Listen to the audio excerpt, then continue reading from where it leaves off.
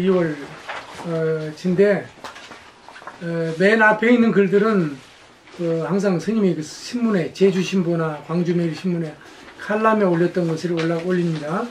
그리고 보시면 되고 그렇게 이제 한번 쭉쭉쭉 보시고 맨 뒤쪽에 한번 보시면 그 사진들이 올라가는데 거기에 이제 그 사진들이 인증샷 해서 더러더러 이렇게 할 때 올라갑니다. 아호를 받거나 할 때 주로 많이 올립니다. 참고해서 이제 보시고 그 다음 그 제목이 나라는 주인공이에요. 거기 나라고는 그 시가 앞에 나옵니다. 그래서 사진 찍나? 그거 좀 목소리가 좀 제일 좀 낭낭한 사람이 아무래도 좀 젊은 친구가 더 목소리가 좋을 것 같아서 저 하로키. 네. 하로키가 제일 젊을 것 같아서. 로키. 자, 잘 봅시다. 나는 주인공, 비고 태어자. 나라는 주인공, 결코 너일 수는 없지만 그렇다고 나홀로 존재할 수만은 없는 또 다른 나는 때로 너일 수 있다.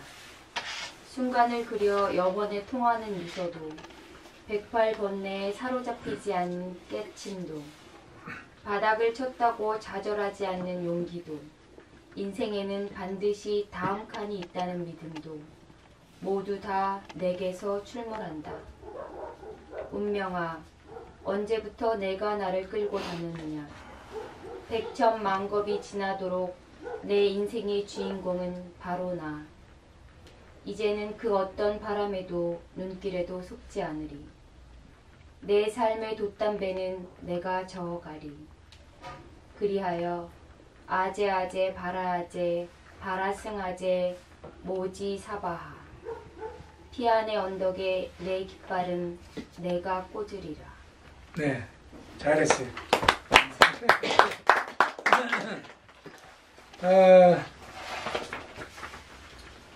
그 아제아제란 말은 원래 가떼가떼 바라가떼 바라승가떼 보티사바라고 해서 범어예요. 범어. 인도말.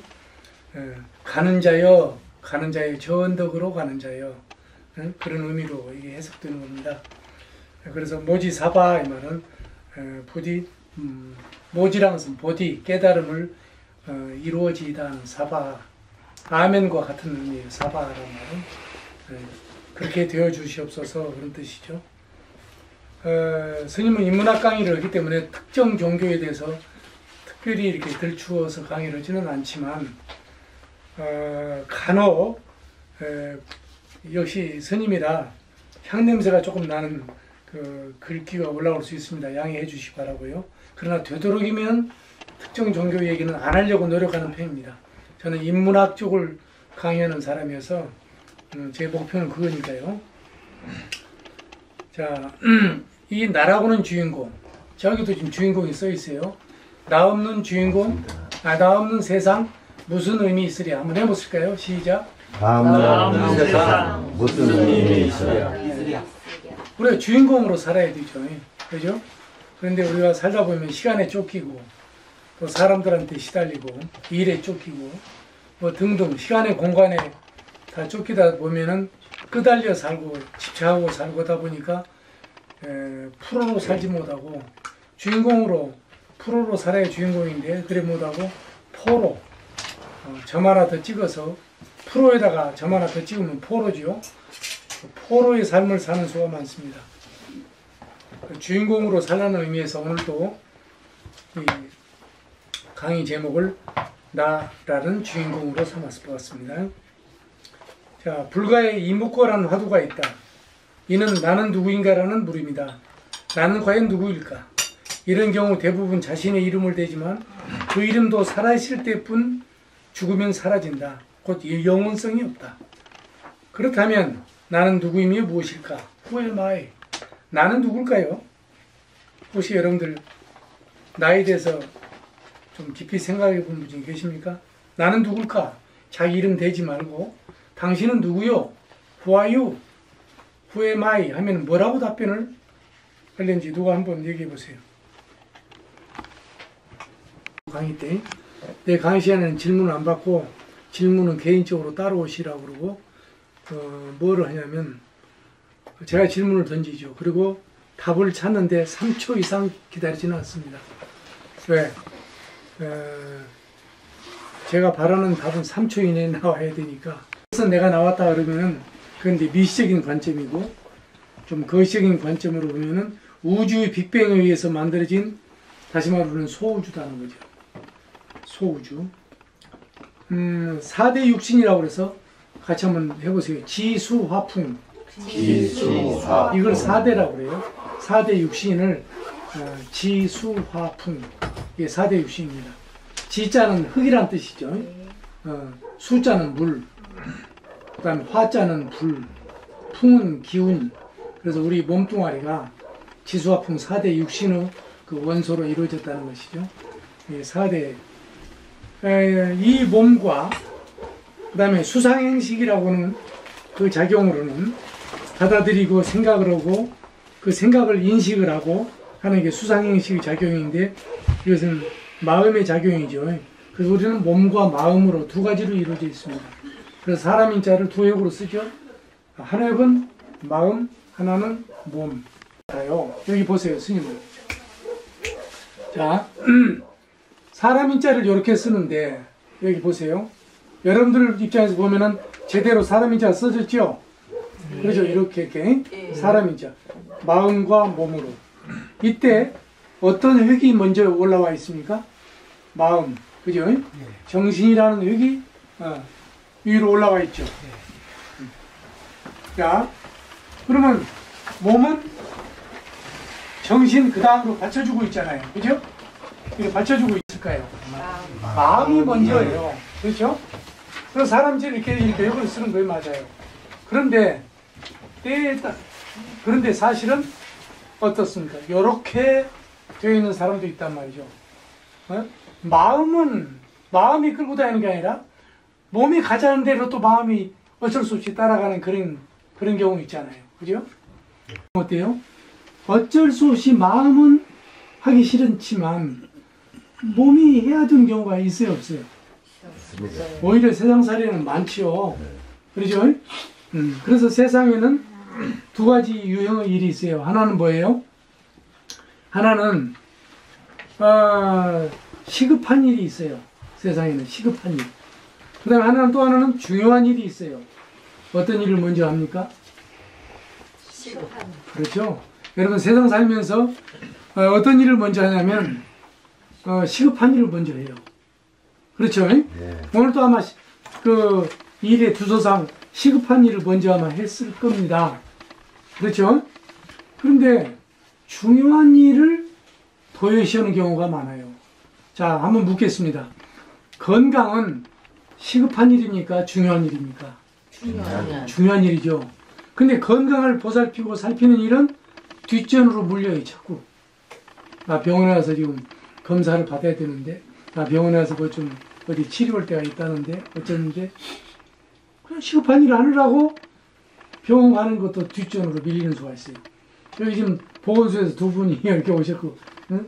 우리 좌장님까지 어제면은 그 보건행정직에 있던 분들이에요. 이 보건행정직에 근무하시는 분들이 가장 먼저 내세우는 것은 뭘까요? 건강 아니겠습니까? 현실이에요. 우리의 현실. 그런데 저는 어떤 일을 계기로 해서 좀 깨달은 바가 있습니다. 제가 저한테 만약에 7년 전에 유암이라고 하는 것이 오지 않았다고 한다면 저도 그와 똑같이 살았을 거예요. 그냥 시급한 일 먼저. 우선순위가. 그러다 보니까 찾아온 것이 위암이었어요. 위암. 내가 나를 좀 더 신중히 보살피고 좀 휴식도 좀 쥐어가면서 했었더라면 괜찮을 텐데 그러지 못하고 함부로 해서 그런 병이 온 거예요.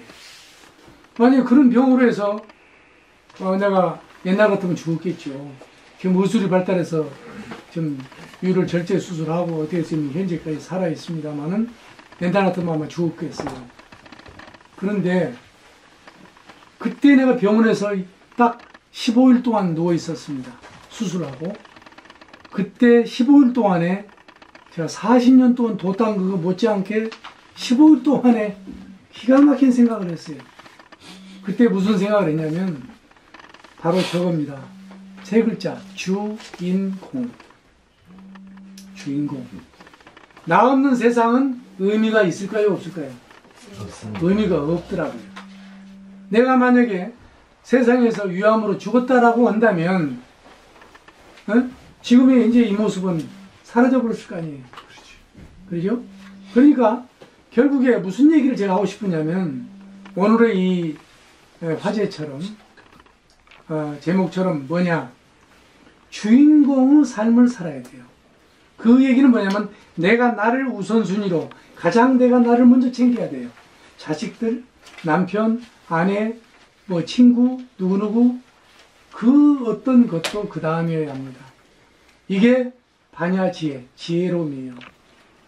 이 말씀을 꼭 드리고 싶습니다. 제가 책 보고 하는 얘기가 아니라 제가 몸으로 체험을 통해서 하는 얘기예요.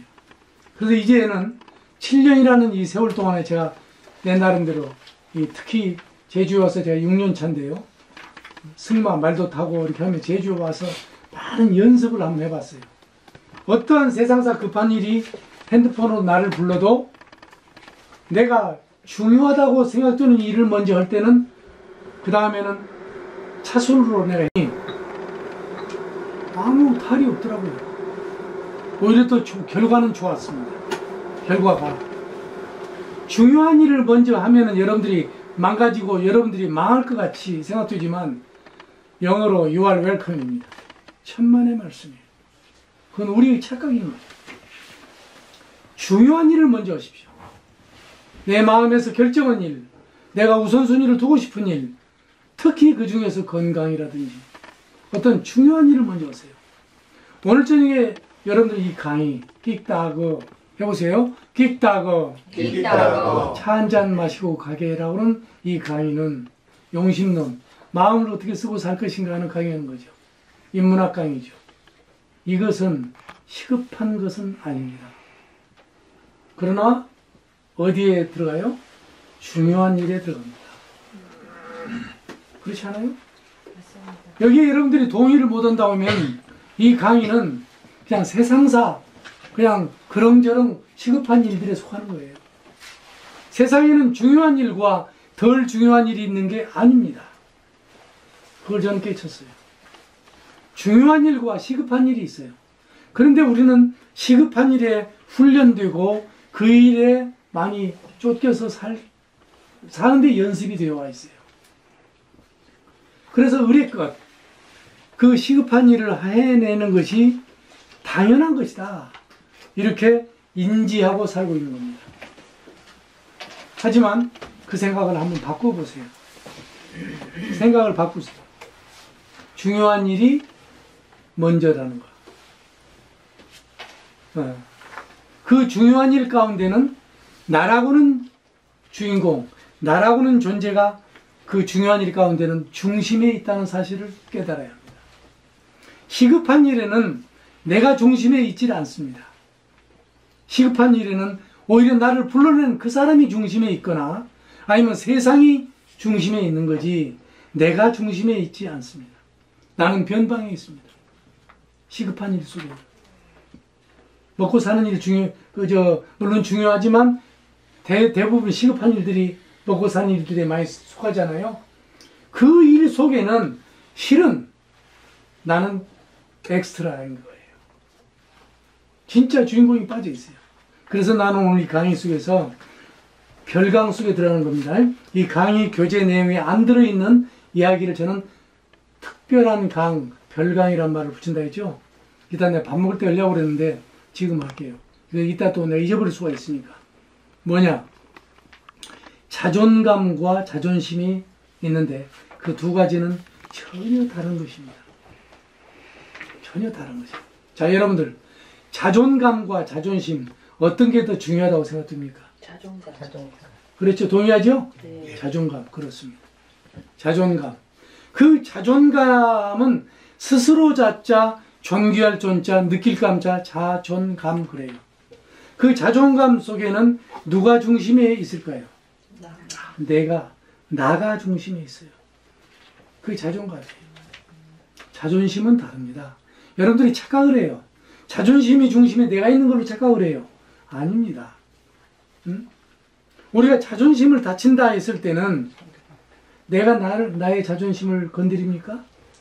아니에요. 나의 자존심을 건드리는 그 주체는 상대방이거나 다른 일이거나 다른 것들이에요. 세상사 다른 것들이에요. 내가 아닌 것들이에요. 자존심의 그 주인공 중심에는 다른 객체가 있는 겁니다. 내가 있는 게 아니고. 자존심을 내세우는 것은 썩 바람직한 것이 아니죠.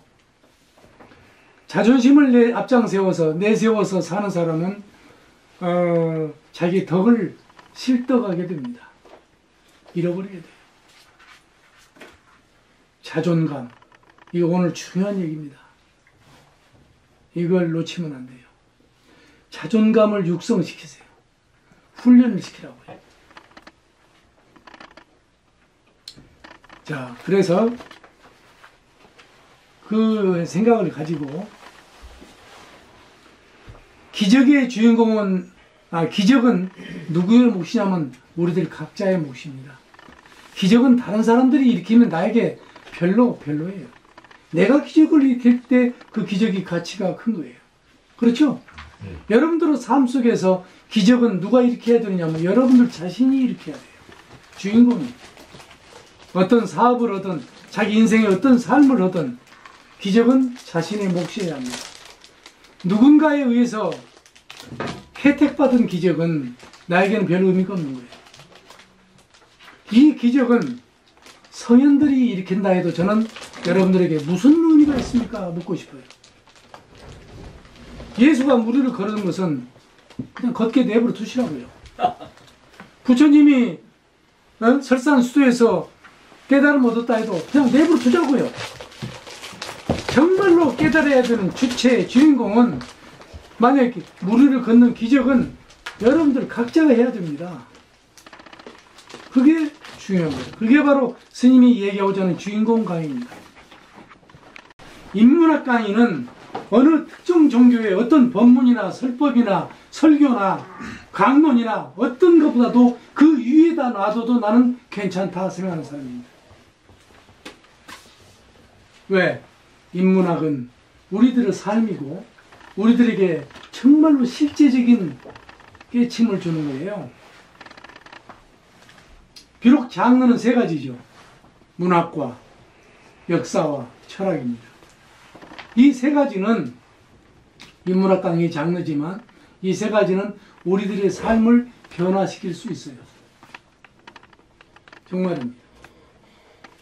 톨스토이 인생론을 100번, 1000번 읽는다 하더라도 여러분들 삶이 바뀐다는 보장이 없어요. 왜? 생각만, 마음만 움직인다 해서 되는 게 아니에요. 우리들의 인생은 마음만 움직여서 되는 게 아니라고. 몸도 마음도 함께 변화되어야 합니다. 이 강의를 듣고 여러분들에게 어떤 깨침이, 울림이 없다고 한다면 들으라만 하는 거예요.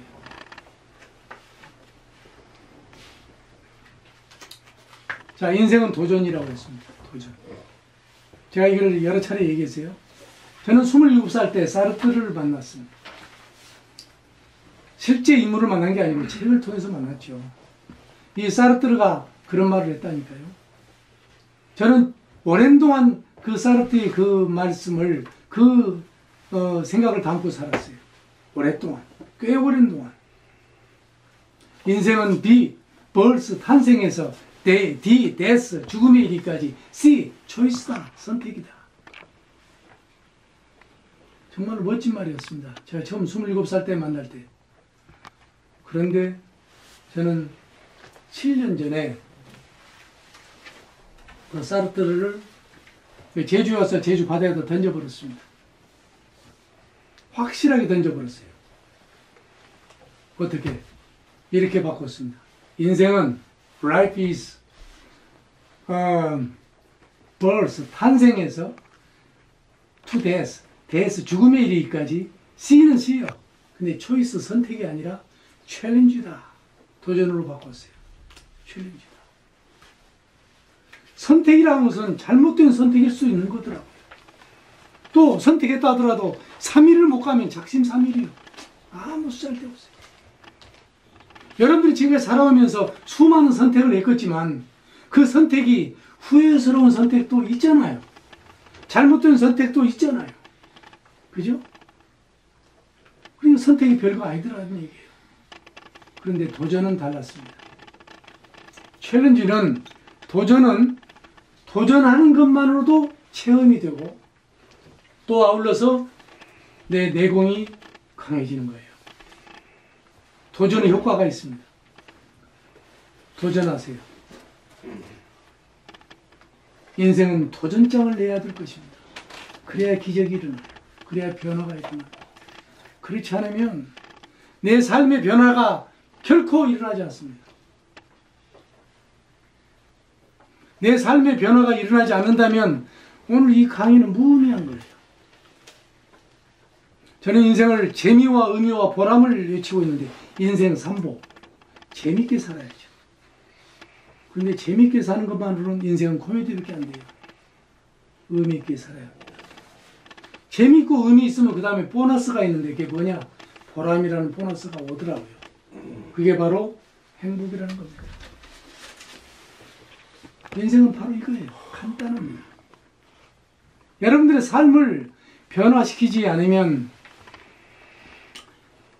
내가 바뀌지 않으면 어제가 오늘이고 오늘이 내일일 거예요.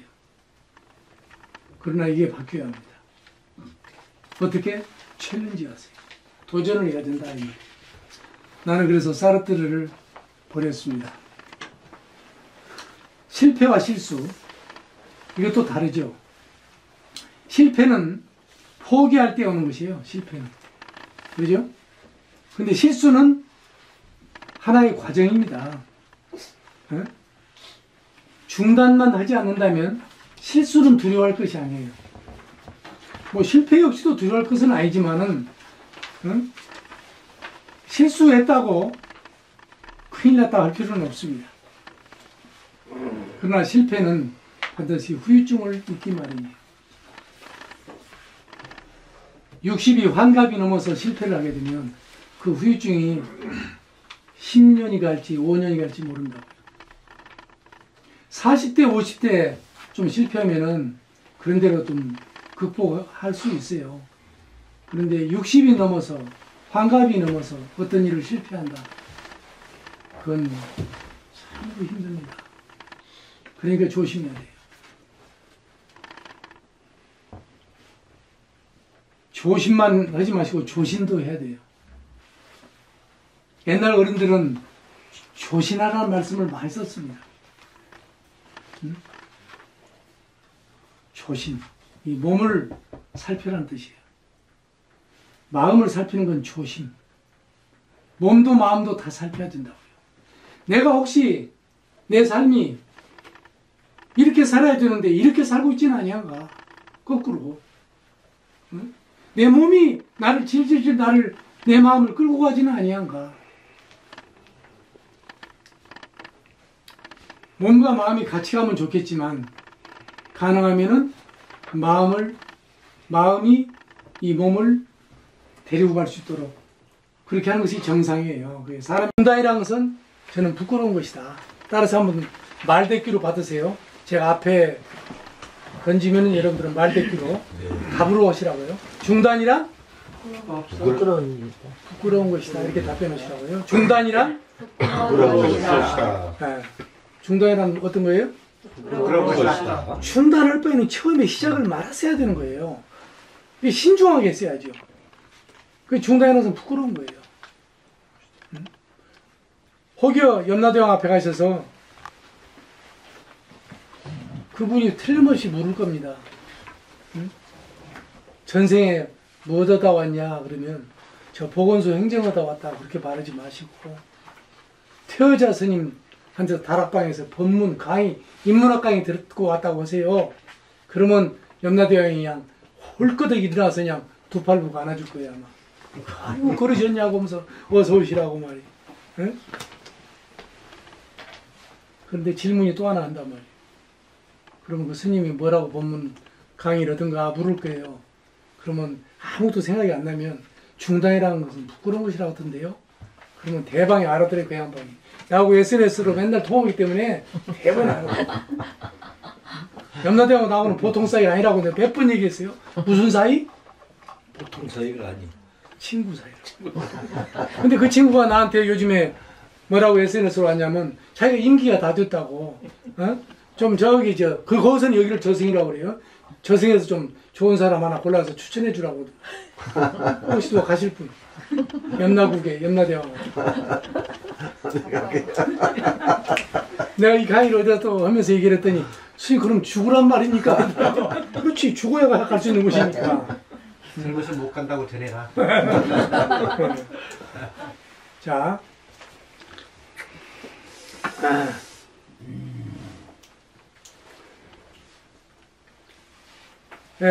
자만이 뭐예요?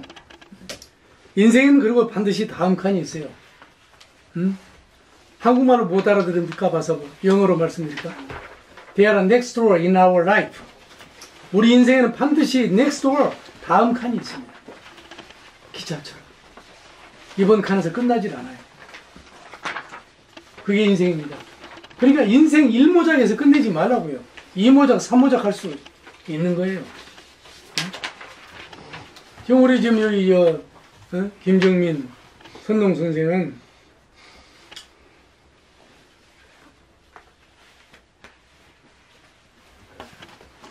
아이고, 화는 종자, 씨앗이 없다라고 그 틱나탄 스님이 무종자론, 화는 씨앗이 없으므로 내지 말라 그런 얘기 했죠. 착각에 빠지니까 화를 내는 거다 이 말이에요. 피가 역류하고 신경이 파괴되고 오장육부가 비정상으로 가동될 때 우리는 화를 내는 거예요. 화는 분명 정신작용이지만 그 피해는 육체가 거의 감당하게 됨으로써 화병이 생기고 삶의 재앙도 발생한다. 화는 재앙의 문이다. 그렇죠. 응? 화는 재앙의 문이에요. 화가 자주 나는 사람은 음식도 가려먹고 심호흡을 자주 하며 적당한 운동을 하라. 스트레스가 쌓이면 사람은 곧잘 화를 내게 된다. 화는 만병의 근원이 관계의 마군이다. 관계라는 것은 사람과 사람의 인간관계, 이걸 얘기하는 겁니다. 마귀예요, 마귀. 화도 습관이다. 화를 자주 낸 사람과 가까이 하지 말라. 음양조화인이 성정이 조급한 사람은 잘 참는 사람과 사귀어라. 정신 집중할 수 있는 명상이나 취미 생활을 권한다. 여러분 혹시 이제 살다 보면 화가 나잖아요. 그러면 심호흡을 자주 하시고 음식도 가급적이면은 좀 채식류를 좀 많이 한다거나 해서 좀 열성이 너무 많은 것을 취하면은 심화가 많이 일어나는 거예요. 그런 점에 좀 참작하시고 또 운동이라든지 이런 것을 좀 하는 게 좋습니다. 또 명상을 한다든지 또 끽다그 강의도 자주 듣고 그러면 좋아요. 자, 세 번째입니다. 막걸리와 이낙연 국무총리. 제가 그 전남지사로 있을 때, 이낙연 그 지사였을 때 광주 대학사에서 코를 해가지고 민초를 감당하라는 뜻으로 민초 감당. 그래서 초당이라는 아우를 해줬어요. 그러면서 앞으로 5년 5개월 이내에 반드시 당신에게 좋은 일이 있을 것이다.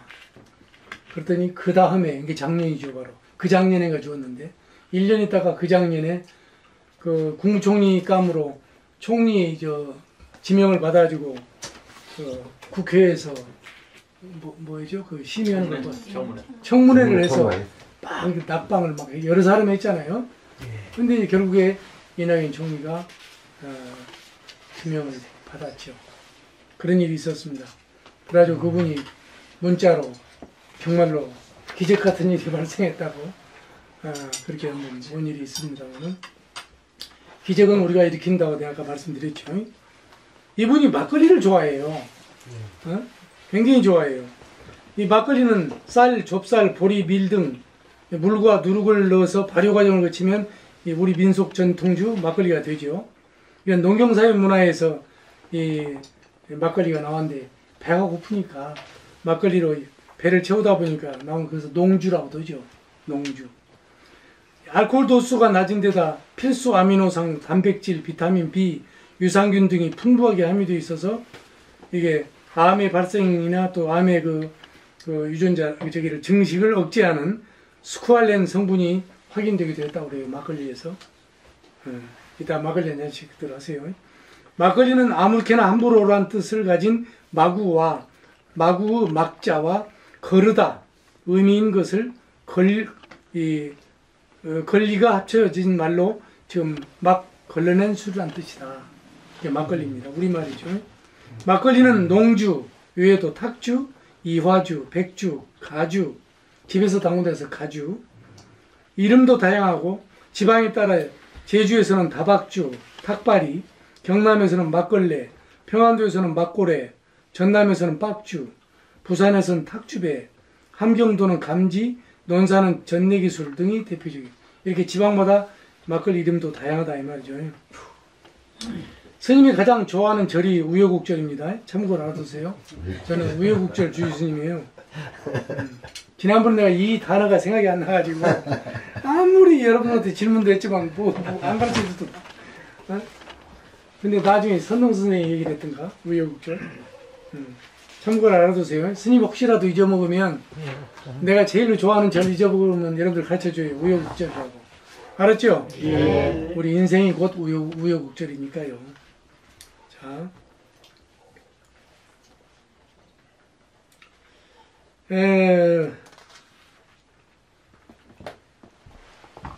그 이낙연 그 총리가 자기를 우리 앞에서 이제 그날 저녁 식사도 같이 했었는데 광주 끽다가 사람들 같이 밥을 먹었는데 그때 뭐라냐면 제 이름은 무안의 낙지와 연포 그래서 낙연입니다 그러더라고. 그렇게 자기 이름을 가지고 좀 풍자적으로 얘기할 수 있으면 좋겠어요. 삼행시를 한 번씩 만들어 보세요.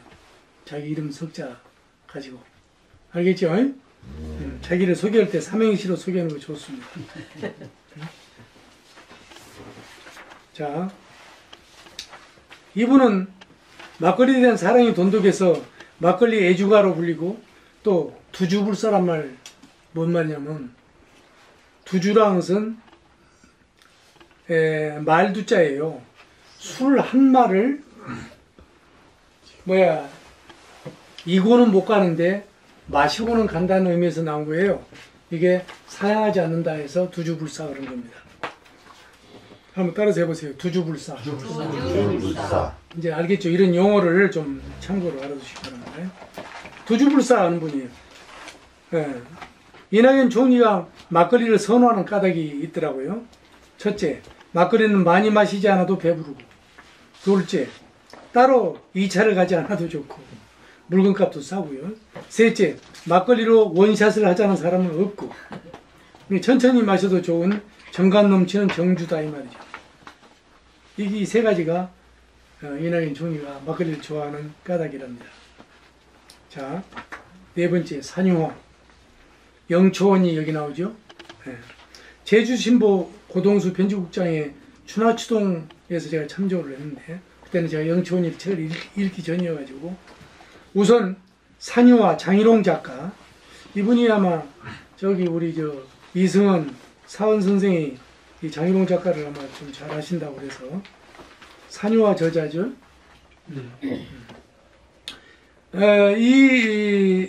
이는 70년 전 일이요. 영초 언니 서명숙작은 40년 전 일이요. 그 내용을 지금 말하고 있는 겁니다. 산유화에 나오는 그 얘기는 4.3 장편 소설이 이게 4.3 사건이니까 지금부터 1947년 3.1절에서부터 1957년 최후에 무장되어 온 오원권이 생포되기까지 4.3 진해관 과정을 담은 내용이 산유화라는 책이에요. 이것도 한번 참고로 읽어보시기 바랍니다. 자, 소설에 등장하는 주요 인물들은 대부분 당시 실존 인물들이죠.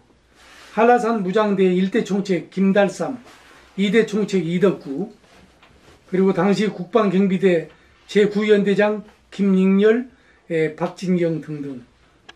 우리나라 군인과 경찰들, 군인들과 우리나라 이 사람들과의 이 피투성이 이 싸움이 바로 많은 사람을 살생하려고 뭐 몇 개 마을이 다 쏘가지고 없어져 버리고 이게 바로 4.3 사건이라고 하는 내용 아닙니까? 아직도 비해결로 남아있는데 자, 이 산유화와 그 다음에 영초원리는 70년대 주로 사건이에요. 40년 전 얘기죠. 네. 오늘 여러분 나눠드린 이 책을 꼭 한 번씩 읽어보시기 바라면 나옵니다. 70년대 서명숙 선생이 올레길 만든 서명숙 선생이 고려대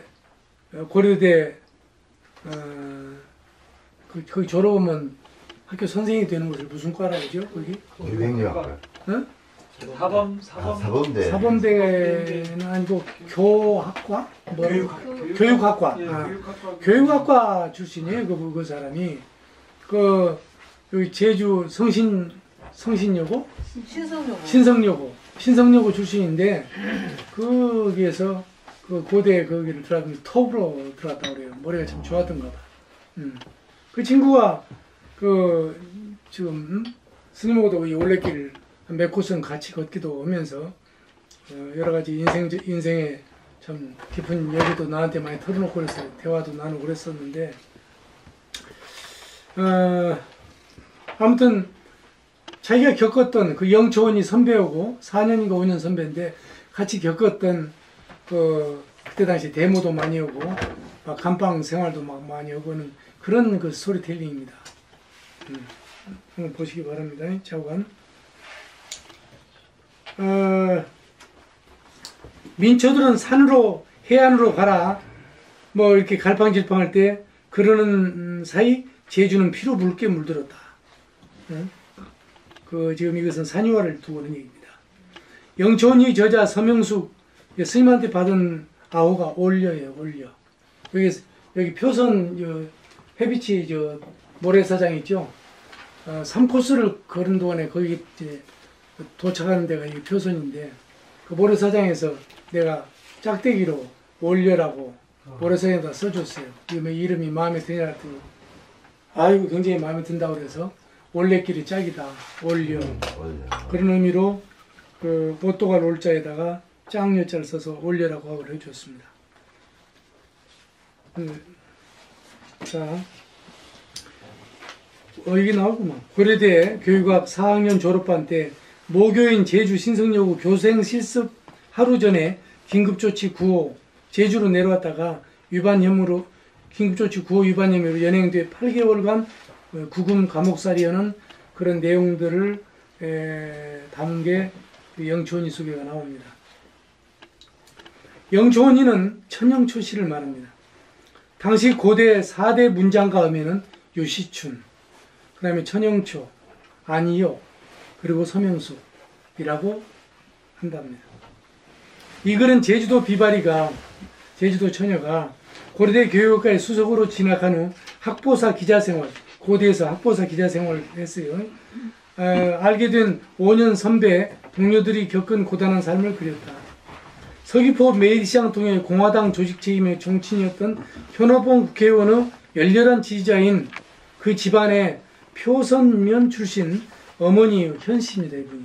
어머니와 김일성 지하 가서 북에서 남으로 내려온 반공 청년단 아버지 이 두 분 사이에서 서명수이가 태어납니다.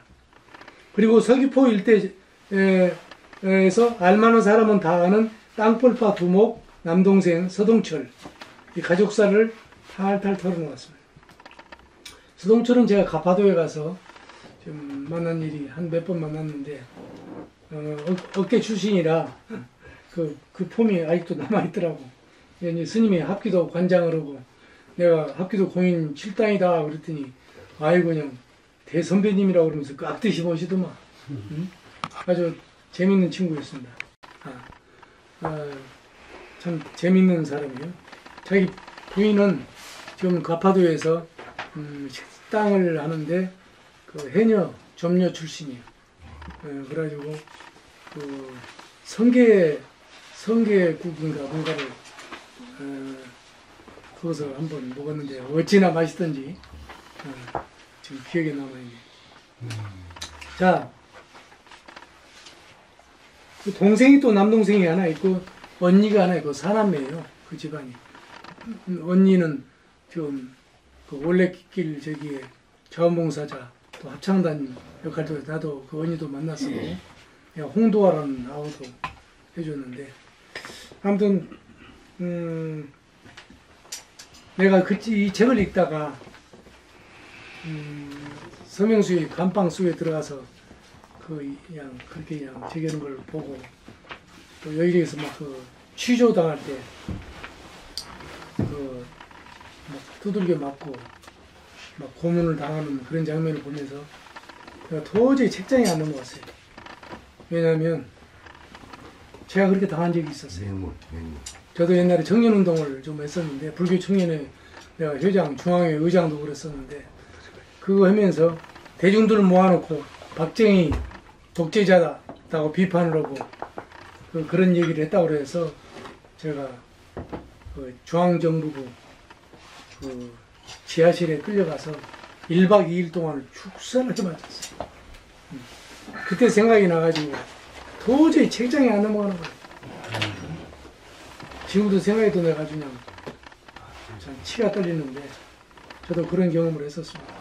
근데 70년대에 살면서 몸에 피가 끓는 젊은이로서 그런 뭐 저기 안 할 수가 있었나요 그때? 자, 그렇다는 얘기고요.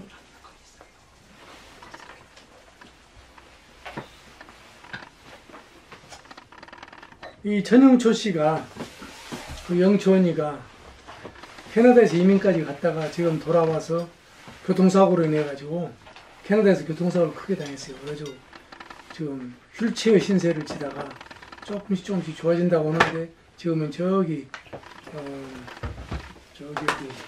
경기도 그 공기 좋고 물 좋은 어디죠? 서울에서 좀 저 위쪽으로 거기 무슨 동네 있잖아요. 거기 가서 지금 영촌이는 지금도 살아 있어요. 근데 아직도 썩 거동이 편하지는 않는 그런 것 같아요. 그 다음에 그리고 자신은 박정희 키드임을 고백한다. 중2 때인 1971년 대통령 선거에서 박정희 당선이 확정되자 박정희 대통령 각하 축하드립니다 라고 일기장에 쓴 뒤에야 잠이 들었다고 합니다. 서명수이가. 이게 박정희 키드라는 거예요. 자기 자신을. 나중에 대학에 가서 그 박정권이 하는 일을 보니까 너무가 아니다 싶으니까 그때는 이제 완전히 그냥 대모꾼으로 돌아섰던 것 같아요. 오늘의 교훈. 산유화와 영초원의 메시지는 오늘을 사는 사람들의 기억의 의무다. 네, 저는 그렇게 생각합니다.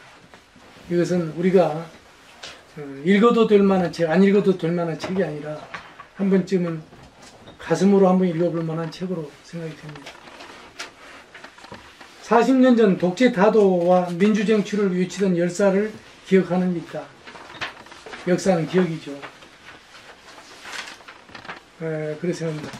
이 뒤에 설국과 설국은 여러분들이 한번 집에 가셔서 한번 보세요. 이건 제주신보에 엊그저께 나왔던 것인데 가와다 야스나리 설국 책 있죠. 그 책이 생각이 나세요. 요즘에 눈이 이렇게 하도 많이 오니까.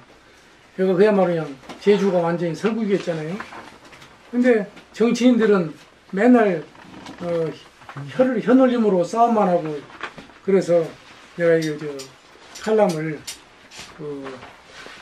오피니언 리더는 그 사회의 그 의견 지도자라고 해요. 오피니언 리더. 그래서 칼럼을 쓰는 겁니다. 근데 야단 칠 놈들은 야단 쳐줘야 되거든요. 그래서 쓴 것이니까 정치인들 좀 야단 좀 친 거예요. 한번 읽어보시기 바랍니다.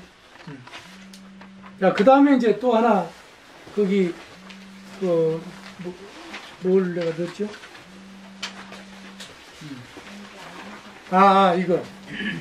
이걸 여러분한테 이거 하나씩 내가 선물로 드리려고. 왠지 작년에 혹시 있었다고 하면 작년에 붙여서 띄세요. 이미 그것은 이제 유효기한이 넘은 거예요. 기운이 다 띄고, 빠지고 있어요. 요걸로 새로 새로. 스님이 여기 좀 기운을 팍팍 넣은 거니까 그렇게 알고 그 새로 갖다 그 띄고 이거 붙이라고요. 네. 입춘이 엊그제 지났지만은 정월달에 이게 붙이는 거예요 원래. 그러니까 괜찮아요. 만약에 어디다 위치는 어디냐면 대문에다 붙이는 게 아니에요. 대문은 옛날 방식이고 대문이 아니라 현관에 들어서서 자기 집 안에서 봤을 때 그 위에 현관에 막 위에 알겠습니까? 예. 이것은 그 위치예요. 그게 만약에 길면은 이렇게 딱 붙이면 되는데 막 그것이 천정과역이 짧으면 이렇게 비스듬히 붙이세요. 알았죠? 네. 그래도 짧으면 뉘어서 붙여도 괜찮아. 근데 거꾸로만 붙이지 말라고. 이걸 내가 어느 집에 한번 놀러 갔더니 거꾸로 붙이는 거예요, 이렇게. 그것도 비스듬하게. 그래서 왜 그 이렇게 붙이란 말 안 했는데 이렇게 했냐 했더니 이거 어디서 나냐 했더니 내가 써서 해준 거더라고. 이게 뭐 누구한테 얻었다 이거예요. 대학서 다니는 신동한테 얻었다고. 그래? 이거 당장 띄라고 그랬지. 어? 복이란 놈이 무슨 아쉬워서 거꾸로 돌입해가지고 오겠냐. 어? 어? 그러니까 만사 형통이 되려면 어? 그렇게 붙이면 안 된다. 그 거꾸로 붙이는 것은 있어요. 이렇게 그릇다가 붙이는 게 아니에요. 거꾸로 붙이는 거 혹시 보신 분? 예. 네. 중국집에 가면 붙여 있고 복복자 많이 붙어 있다. 그런데 사실은 그것은 우리나라 문화가 아니에요. 아 예. 그걸 알으셔야 돼요. 우리나라 문화는 있어요, 있기는. 어느 때 저기 기둥이 있으면 옛날 집에 기둥이 있으면은 그 기둥의 맨 아래쪽에다가 뱀 사자를 거꾸로 뒤집어서 붙이는 것은 있어요. 그것은 뱀이 뒤집히면 어째요? 죽지 않아요.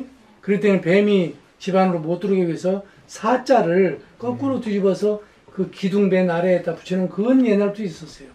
하지만 입춘대기를 대문에다 거꾸로 붙이는 거 봤어요? 응? 옛날에는 크게 썼죠. 그 대문에다 막 붙였어 이렇게. 입춘대길, 건양다경 많이 봤죠? 응? 우리 어렸을 때 다 그랬었잖아요. 그러면 입춘은 이제 이 봄에 이제 그 대길, 그 좋은 길한 일이 오라는 뜻이고, 건양다경은 건양에 등에 사람들이 몰라. 공이 우리나라 국호입니다. 대한민국 국호가 거장이에요. 그래서 나라에는 경사스러운 일이 많이 일어나는 다 경. 마늘따자 경사경자. 알았죠? 네. 근데 그 뜻도 몰라. 건양이 뭐냐 몰라. 응? 세울건자 변양자를 써놓으니까 뭐 볕이 잘 들으란 얘기인가요? 어떤 사람은 그러더라고. 우리 자기 집안에 볕이 잘 들으면 좋으니까 볕이 잘 들으란 얘기인가요? 그래. 나라의 우리 대한 조선의 국호였습니다. 건양. 아셨죠? 네. 모르는 분한테는 좀 깨우쳐 주세요. 절대 이거 거꾸로 붙이지 마세요. 네. 그리고 1년간입니다. 이게 유효기한은. 그렇게 하시고. 자, 그 다음에 이것을 뭐라고 부르는지 아시는 분. 이 단어가 뭐예요? 입춘첩. 요즘에 그냥 입춘대길 하는데 입춘첩이라고 그러죠. 입춘첩. 그렇게 이제 바뀌셨다는 게 다행이긴 다행이에요. 이것이 사실은 부적신앙이라는 거예요. 부적은 불교에서 나온 것이 아닙니다. 네? 우리나라 고유한 미풍 양속이었어요, 이게. 근데 이 부적은 그냥 미신 막 그러는 바람에, 진짜 그냥 미신은 맞아요. 근데 글자가 달라. 아름다울 미자, 믿을 신자, 미신은 내가 동의할 수 있어요. 그러나 미혹할 미자, 모자랄 미자, 미신이라고 쓰면 난 동의 못 합니다. 우리 문화가, 전통 문화가 이렇게 미혹하고 모자란 문화입니까? 절대 아니거든요. 절대 그거 아닙니다. 부적의 어원과 그 출처와 역사를 거실러 올라가 보면 우리 할아버지 할머니 조상들이 시작한 까닭이 있고 이유가 있는 거예요. 왜? 응?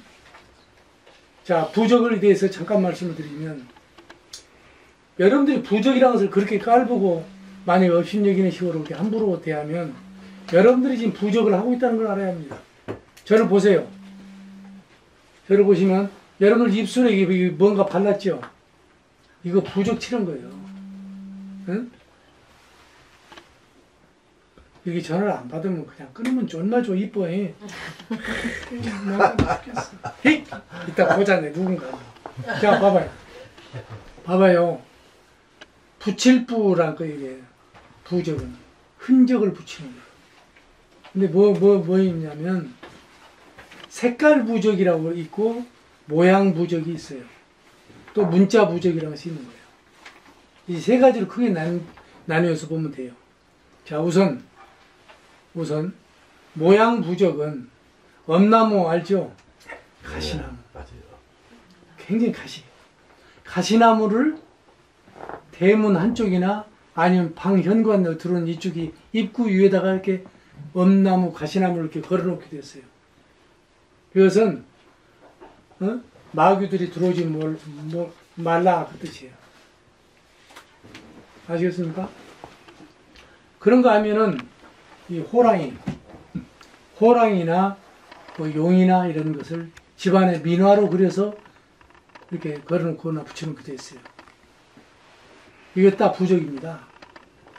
민화는 부적 신앙과 굉장히 밀착되어 있어요. 민화는 이게 고급 문화가 아니에요. 양반 애들 집에 가면 민화가 있질 않아요.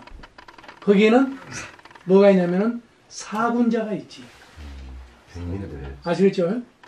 매난국주. 양반 집에는 없어.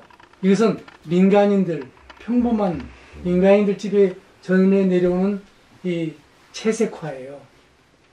그게 민화입니다. 참고로 알아두세요. 자, 내가 뭔 얘기도. 그래서 이 민화와 이런 그런 호랑이 그림 이런 것은 다 부적 문화예요. 부적 문화. 그리고 색깔 부적이 있다고 그러죠. 색깔 부적은 여러분들 그저 동짓날 동짓죽 쏘서 우리가 먹기 전에 장독대 또 어디 뭐 조항신이라고 그래서 부엌에 또 어디에 다르게 차려져 놓죠. 그리고 대문간 밖에 이런 데 넣어줘요. 뿌리기도 했죠. 동짓죽 뿌리는 거 봤죠. 그것은 색깔 부적이에요. 그것도 부적 신앙이에요. 마귀들이 붉은색과 푸른색을 싫어하고 두려워한대요. 그래서 뿌리는 거예요. 그래서 단청의 문화가 생긴 겁니다. 상여집에 가면 단청이 있죠. 상여도 단청을 했어요. 붉은색과 푸른색. 그 단청의 문화는 바로 그거예요. 여러분들이 입술에 연지곤지 치는 거 있죠. 이것도 시집 갈 때 오늘 신부한테 무사하게 별일이 없으라는 의미에서 부적을 붙인 거예요. 그게. 옛날에는 치르는 게 아니라 붙였습니다. 옛날에는. 정 만약에 붙일 것이 없고 그냥 다급해서 모셨으면 허다음때 고추장이라도 찍어 발랐어요. 어디가 곤지고 어디가 연지인 줄 아십니까? 연지곤지 찍는다. 어디? 이게 연지? 곤지. 그렇지. 내가 한번 불러먹으려고. 곤지예요. 곤지. 그 다음에 이게 연지. 볼에 찍는 거. 연지곤지 찍고. 그게 부적신앙인 거예요. 알았죠? 네. 그 다음에 입춘대기는 말했거든. 이것도 다 문자 부적. 이게 우리 조상 문화, 이게 문화예요. 얼마나 소박한 마음에, 백 없고 힘 없고 돈 없고, 아무런 권력이 없으니까, 의지하고 싶은 거예요. 이렇게 이제 세련되게 만들었지. 옛날에는 크게 대문에서 이것을 부적이란 이름으로 불려줘도 괜찮은데, 이제 하도 이게 그냥 마치 저급 취급당하니까 지금 입춘대길로 그냥 이렇게 해버렸는데, 부적이라는 단어를 그렇게 저급하게 부르지 마세요. 우리의 문화입니다. 아셨죠? 네. 꼭 참고하시기 바랍니다. 그래서 오늘 이것도 선물로 나눠드렸어요. 그게는 누가 와서 이걸 딱 붙이면 뭐 그런 그딴 거 붙이냐 어쩌냐 뭐 어쩌고저쩌고 하면은 콧방귀로 그냥 큰 해버려요. 예? 알겠죠? 알았습니다. 이것은 종교하고 아무런 관련이 없거든요. 아무런 관련이 없어. 우리의 조상의 문화예요. 예? 반말년 역사적인 이런 우리 문화인데 왜 그러냐고요. 스님은 인문학 강의를 하면서 앞으로도 우리의 토속적인 언어, 용어 전부 다 잊혀져 가고 있는데 그걸 더러더러 쓸 겁니다. 꼭 참고로 있어서 부적에 대해서 저급한 문화로 저급한 걸로 그렇게 난도질하거나 그렇게 취급해서는 우리 자존감을 스스로 무너뜨리는 거예요. 그러지 마세요. 자, 자존심은 누가 중심에 있다고요? 자존감은 누가 중심에 있어요? 자기. 내가 중. 그래서 도전하는 사람은 자존감을 높일 수밖에 없어요. 자존감. 자존심 가지고 살려고 하지 마세요. 자존심은 대개 우리나라 사람들이 어떻게 표현하냐면 숫자로 표현을 많이 한다고 그래요. 숫자. 어떻게? 나는 몇 평형, 나는 60평짜리 아파트에 산다. 나는 몇 cc짜리 자가용을 탄다. 우리 집 아들내미는 몇 등을 한다. 집안에, 저희 학교에서. 처음에 그 아라비아 숫자를 표시하는 것이 자존심에 해당되는 것들이. 자존감은 그렇지 않습니다. 그렇게 표현하지 않습니다. 자존감은 숫자로 표현하는 게 아니에요. 여러분들이 한번 곰곰이 잘 생각을 해보세요. 과연 나는 자존심으로 사는 사람인가? 자존감을 가지고 사는 사람인가? 정말로 자존감을 가지고 사는 사람은 조그마한 일에 화를 이렇게 벌컥벌컥 쉽게 삐지고 그러지 않습니다. 그 사람은 자존심으로 살고 있기 때문에 그런 거예요. 숫자 노름에 빠져있다 그 말입니다. 그러지 마세요. 자존감으로 사십시오. 자존감은 숫자로 표현될래야 표현될 수가 없어요. 그냥 막연하게 표현할 수밖에 없는 거예요. 억수로, 엄청나게, 어마어마하게, 무궁무진하다 뭐 이런 표현. 그게 자존감의 표현이에요. 자존심은 숫자로 표현할 수밖에 없어요. 나는 얼마짜리 뭘 하고 있다. 뭐 등등. 나는 얼마짜리 핸드백이다. 아셨죠? 여러분들 아마 뜻밖의 얘기를 들었을 수도 있습니다. 그리고 스님 인문학 강의는 때로는 여러분들이 심금을 쑤시고 들어가기 때문에 아프게 들릴 수도 있고 속상하게 들릴 수도 있고 기분 나쁘게 들릴 수도 있어요. 스님의 강의는 그렇습니다.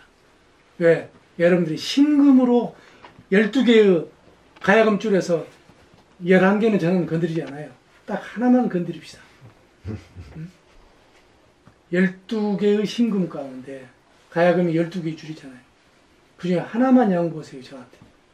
그 나머지는 자동 공명이에요. 그게 깨달음이라는 겁니다. 아셨죠? 네. 11호에다 풀어보고. 자, 오늘 강의가 좀 길었는지 말았는지는 모르겠지만 이걸로 마치겠습니다. 아유, 감사합니다.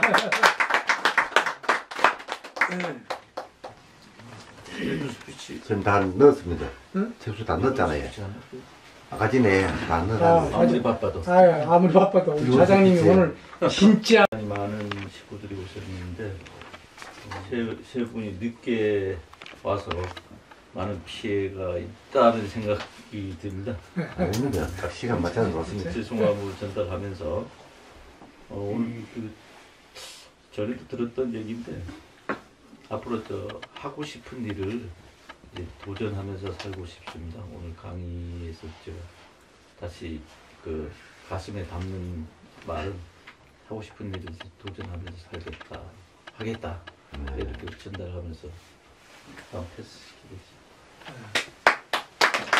자기 아호를 얘기하면서 하세요. 네. 저는 선원입니다. 반갑습니다.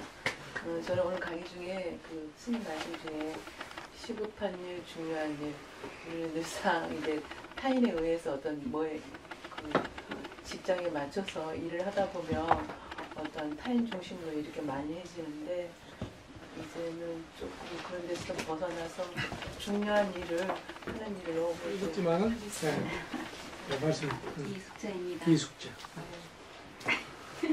저는 선생님 말씀 중에 그 자존감과 자존심 그 차이로 앞으로 저도 자존심이 아닌 저 스스로 제 자존감을 높이면서 저 자존감 있게 살고 싶습니다. 그게 정확히 말을 표현을 못하겠는데 그게 많이 와닿았습니다. 아까 과장님께서 말씀해 주셨습니다만 오늘 늦은 것은 저로 하여금 늦은 겁니다.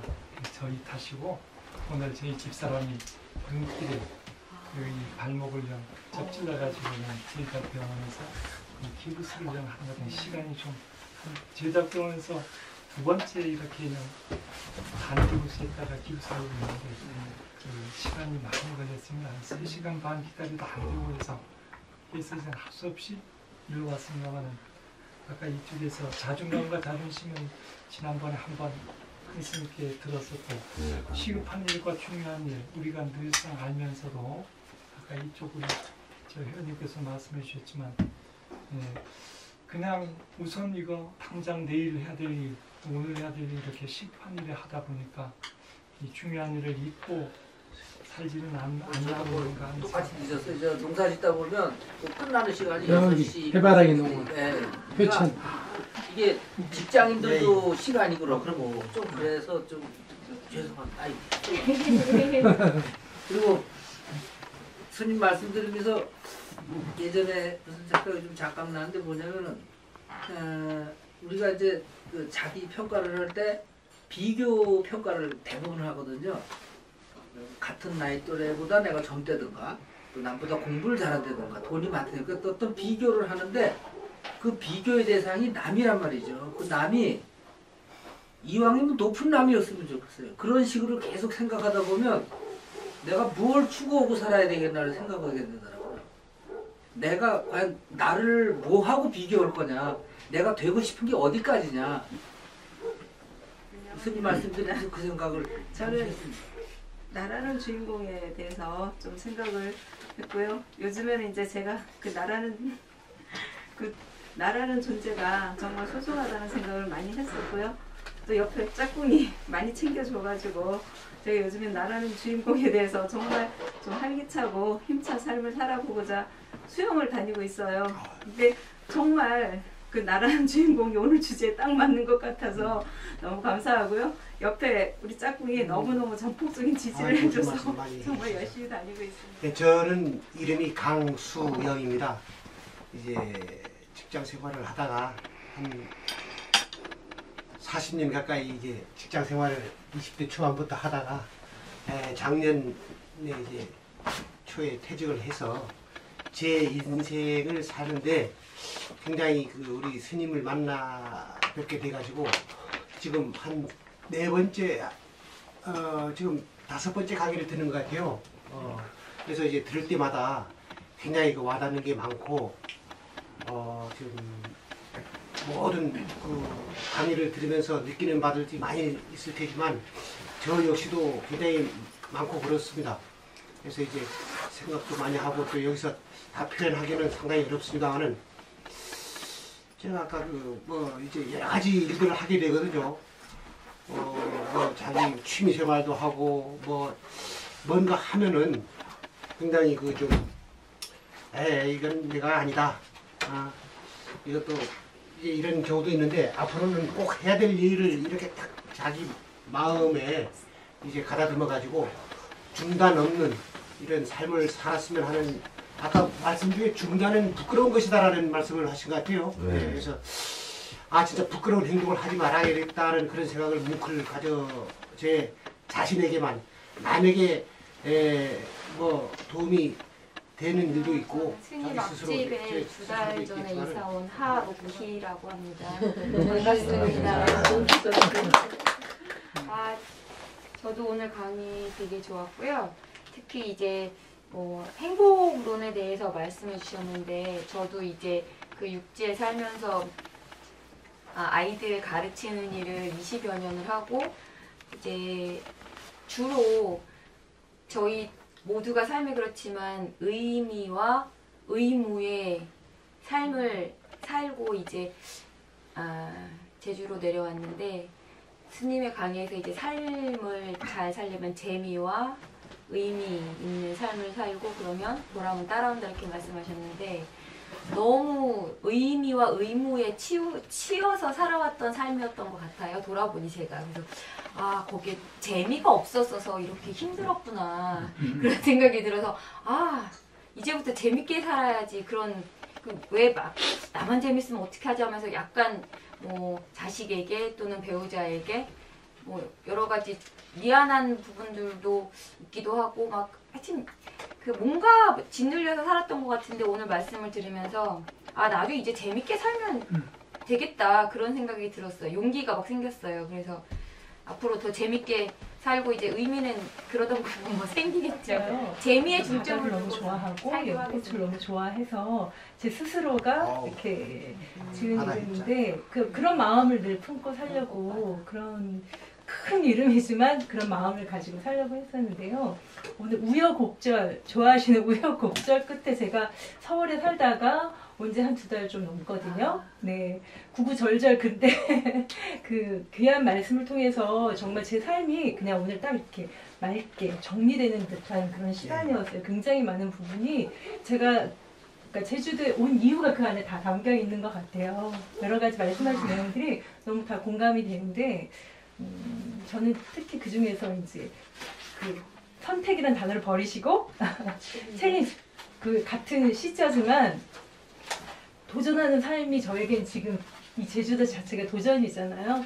그래서 그 도전의 의미가 정말 재미와 의미와 보람까지 있는 그런 도전이었으면 좋겠다. 그런 어떤 누구와의 비교 그리고 누구에게 요구된 그런 삶이 아니라 내가 주인공이 돼서 좀 행복한 보람 있는 삶이 되지 않을까라는 그런 어떤 기대하는 마음, 소망하는 마음이 많이 생겨서 되게 행복한 시간인 것 저는 그렇죠. 하에 대해서 좀 생각을 많이 해봤는데 화를 뭐 많이 내고 안 내고 떠나가지고 자기가 마음을 가짐을 참 정화시키고 이제 하다 보면은 화를 3번 낼까 4번 낼까 1번 정도만 해도 참 좋을 것 같아요.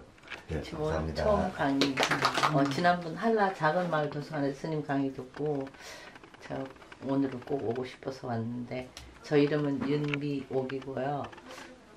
제가 카톨릭 신자라서 세례명이 소피아인데 사실 저기 세 선생님이 저런 해냄이라는 호를 저한테 지어주셨어요.